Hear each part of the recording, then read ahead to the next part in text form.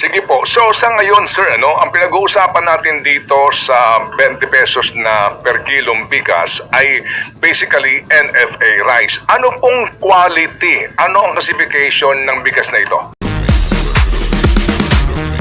Magandang umaga po sa inyo, Sir Larry Lacson ng NFA. Po, Manong Ted, good morning sa mga taga-subaybay natin. Salamat sa panahon.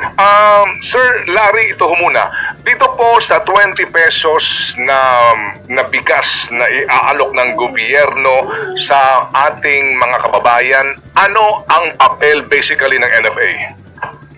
Ang National Food Authority po, ang papel po niya dyan ay yung source po ng ating yung bigas na ibebenta ng 20 pesos. Yun po ang pinaka-role niya at ang bibili po sa amin actually is si Food Terminal Incorporated. Okay, so bakit po Food Terminal Incorporated ang bibili sa inyo at hindi kayo direktang magbibigay po ng bigas sa Kadiwa Centers at sa ilang pong distribution centers? Hindi po kasi kami po pwedeng diretso sa merkado, kahit doon sa food security emergency, hindi rin po kami po pwede. Yun po kasi yung nasa batas, no? Ang DA po yung magmamando kung saan ibebenta o yung stocks ng NFA. Opo, ibig sabihin po, maging sa mga Kadiwa stores ngayon, hindi kayo direktang nagbabaksak ng bigas sa kanila, idinadaan pa rin po sa Food Terminal Incorporated. Opo, tama po yan sa Food Terminal Incorporated. Noong mga nakakaraan, nung hindi pa po yung dating RTL, diretso po kami sa local government unit ng mga Kadiwa. Okay. Di ho ba meron na kayong programa ngayon na kaninyo sa ating huling panayam, matumal, yung mga LGUs ka-tie up ninyo to distribute rice for all, di ba? Tama po yun, no? Yung po yung hindi masyadong nag-fly, no? Hindi masyadong kumuha ang ating mga local governments. Ito po yung 33 pesos na bigas na in-offer natin. Opo, yun ho, dumadaan pa rin nyo sa FTI, sir? Hindi direkta din sa mga LGUs? Tama po yun. Ganun po talaga yung sistema kasi nasa amended RTL, the DA may sell the stocks of NFA. Hindi po sinabing NFA will sell the stocks to the LGUs. Hindi po eh. Meron pong DA eh. Opo. Okay. Sige po. So sa ngayon, sir, ang pinag-uusapan natin dito sa 20 pesos na per kilong bigas ay basically NFA rice. Ano pong quality? Ano ang classification ng bigas na ito? Ito pong mga bigas na ito ito yung tinatawag nating regular stocks na ang ibig sabihin lamang po, ito po ay kakagiling na bigas na aging from 0 age to up to hanggang 3 months. Yan po ang classification yan, bagong giling. No? Ito po yung binibenta natin na 33 pesos under the Food Security Emergency. At ito rin yung binibigay natin sa DSWD, OCD. No?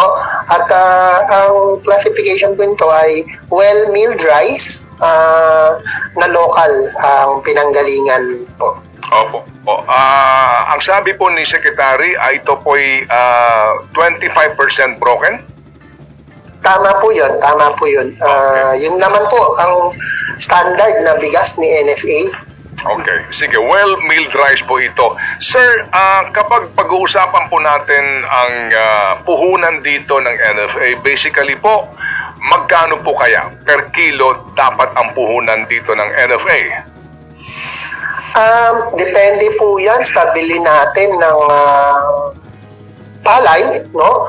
Depende po yan sa bili natin ng palay. Kung medyo mataas, mataas po yung computation. Katulad po ngayon, kung ang bili po natin ay 24 pesos, para lang mabilis ang computation, magiging 48 po yan, no? Tapos kung bibenta natin at 33, yun po yung pinaka-parang subsidy na from the NFA. So, dito po sa unang, meron na ba kayo identification ilang pong sako ng bigas ang for ready distribution sa Kabisayaan kung sakasakali? At yun, meron na ba kayong kwentada kung magkano naging puhunan doon ng NFA? Ang kwentada po natin sa mga stocks na unang lalabas sa NFA, kasi ito po yung mga palay na giniling na nabili natin last year, no?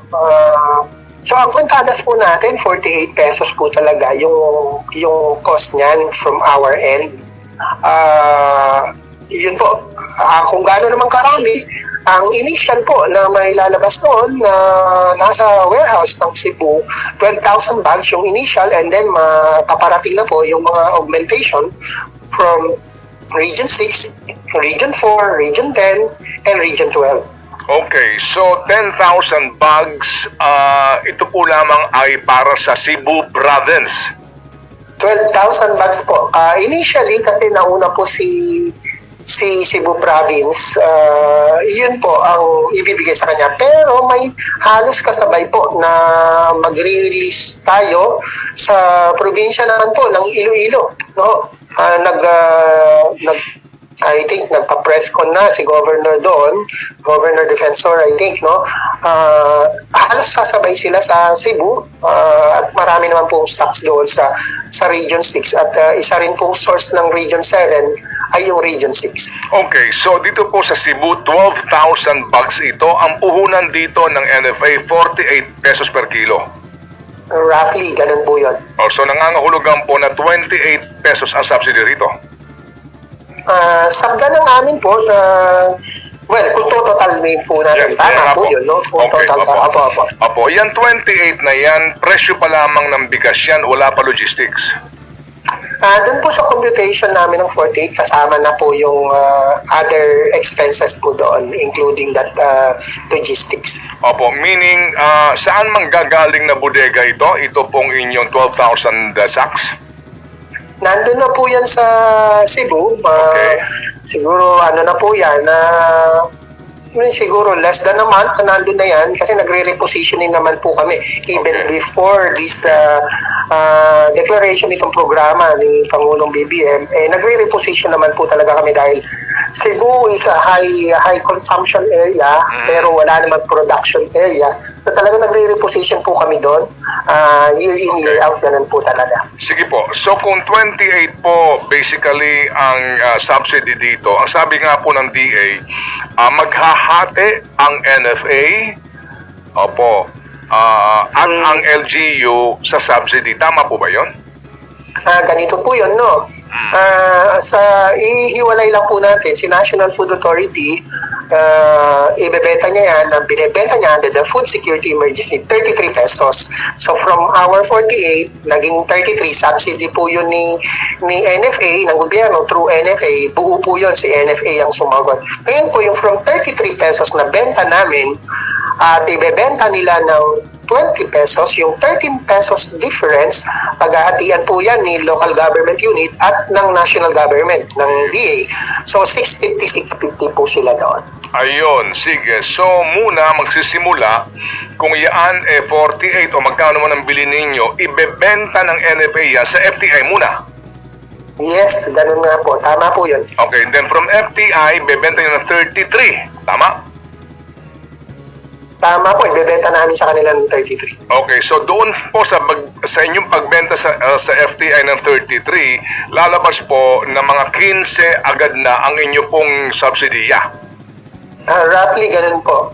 Kung yun po yung number natin. Pero from 10 to 15 po lagi ang subsidiya from NFA. 10 to 15 ang subsidy. Anyway, sige po. So ngayon, yung pong sinasabi na 13 pesos, no, na subsidy, paghahatian noong contingency fund ng Presidente na inidadaan din sa DA at ng LGU. Ganun po yun, hati po sila. Tama po. Ayun po naman pala ang formula nito. Pero dito po sa pag-absorb nyo nung paunang subsidiya, saan kayo kukuha ng pera? Andyan na po kasi yung pondo na binibigay sa atin ng under the GAA. Binigyan po tayo ng 9 billion. So, yun po pinambibili natin ng palay na yan, 9 billion. Pag naging bigas po yan, yung pinagbebentahan po natin ng bigas, dun po tayo kumukuha ng panggastos natin. So, ang nangyayari po niya ng sistema kay NFA, pag binigyan mo po siya ng 9 billion, pinambili niya lahat ng palay yan, kinonvert at na-distribute yung meron na po agad certain X number percent na mababawas due to those subsidies or yun, for subsidies, nababawas doon sa 9 billion. So palit po yan ng palit, doon po natin kinukuha. Okay, sige. So habang palit ng palit ito, sa ngayon po na Abril 28, gaano na po ito kaliit? Yung sa ngayon po kasing pondo natin pambili ng palay, kasi yun po ang binibigay sa atin, no? Kung susumahin po, pati po yung natira natin last year, pati po yung 9 billion na bibigay po totally, kasi hindi mo po binibigay sa bagsakan yan. For this year, ang suma total po niyan, meron pa po tayong roughly 12 billion pambili ng palay sa ating mga magsasaka. Okay. Yung 12 billion na pambili po para ho sa aanihin ngayon ng ating farmers, kukuha naman pa rin yan nung subsidy para dito po sa 20 pesos per rice na programa? Hindi po directly ganon. Ibibili ko lahat ng palay yung 12 billion, pero pagdating na hanggang distribution, mababawas na po, magagastusan na yan operational expenses and all, plus yung sabihin nating subsidy, yung output po niyan sa isang ikot, iyon po ang mababawas doon sa ating pondo, no? Pero hindi po talaga actually nabawasan yung pambili natin sa mga magsasaka. It's still 12 billion. Buong-buo pwede kong ipambili po yan ng palay. So lalabas nga kasi, yung subsidy, magiging bunga na lang yan noon ng produced na bigas from the palay sa pagbebenta ninyo sa FTI. Tama po yun. Okay, para klaro ha. Sige. So sa ngayon po, ilan ba ang, di ba ho, ang sinasabi din po ni Secretary nga dito, kasi ang numero unong problema ninyo ay wala na kayong space sa inyong stock na palay tsaka na bigas, di ba? Tama po yun. Medyo halos puno na po lahat ng ating Oo, kaya daw sabi din nga ni Secretary ng Presidente, ang maganda ring remedyo nga dito para din makatulong na, so i-dispose ito ng mura para din mabili sa 20 pesos. Yan nga daw ang kagandahan nga sa programang ito. You're going to solve two problems with one solution. So, ngayon po ba, ilan ang bodega ng NFA at gaano kadami ang total stock ninyo? Okay, ganito po. Ang NFA po ay merong 342 na bodega nationwide. 134 po dyan are undergoing repairs. Po. So, meron po tayong 208 na natitirang active na hindi nire-repair. Doon po sa capacity ng 342 na total, no?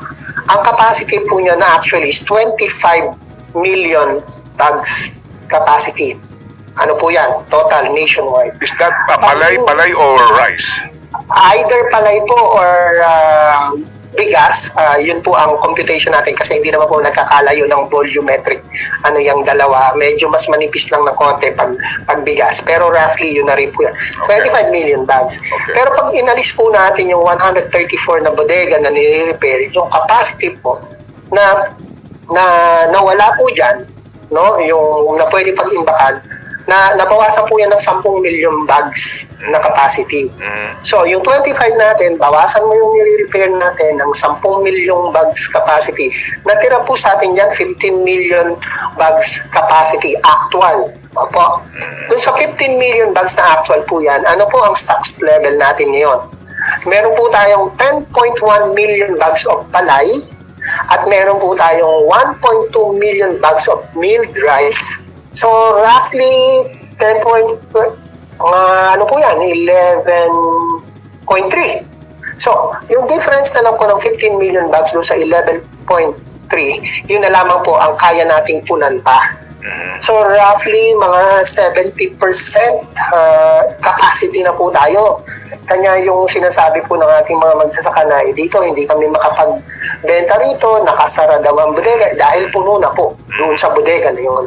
Okay. Pero may mga ibang mga bodega kung saan natin pinadadala yung mga palay nila. Okay. So yun po ang katotohanan. Kanya tama po ang sinasabi ni Secretary Kiko at yun naman din po ang sinasabi namin na kailangang mailabas ang stocks natin ng bigas para po makapasok ang ani ng mga magsasaka. Okay, sige. So basically po, ang for disposal ninyo ay ilang sako ng bigas.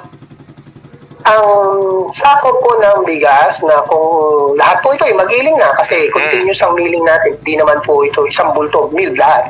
No, habang ginigiling at kung mauubos man po magiling ito, ang katumbas po nito ay 7.56 million na sako ng bigas. No? Okay. Ang ideal po niyan, kung ako po ang tatanungin yan, dapat ko kalahati immediately mailabas. Para kalahati, mabili ko ulit sa magsasaka. And then yung susunod, yung kalahati nun, ilabas ko ulit at bili ulit ako ng kalahati. So, mas maganda po yung ikot. Okay, under the law, ilan ba dapat ang hawak nyo para sa panahon ng kalamidad at pangangailangan sa emergency? Under the law po, yung previous RTL, muna yung amended RTL, 9 days buffer stock po. Okay? Pero ngayon nga po, dahil na-aprobahan yung amended RTL, late lang December, no? Wala na po, hindi na po nahabol sa pondo, nakagawa na po ang gaano, no? 9 days lang po ang naibigay sa atin. No? Kahit na under the law, 15 days na ngayon, no? Pero dahil naibigay sa atin ng pondo, pang 9 days lang, yun pa rin po ang still remaining the official target. But we're doing our best kung mahabol man namin yung 15-day buffer stock.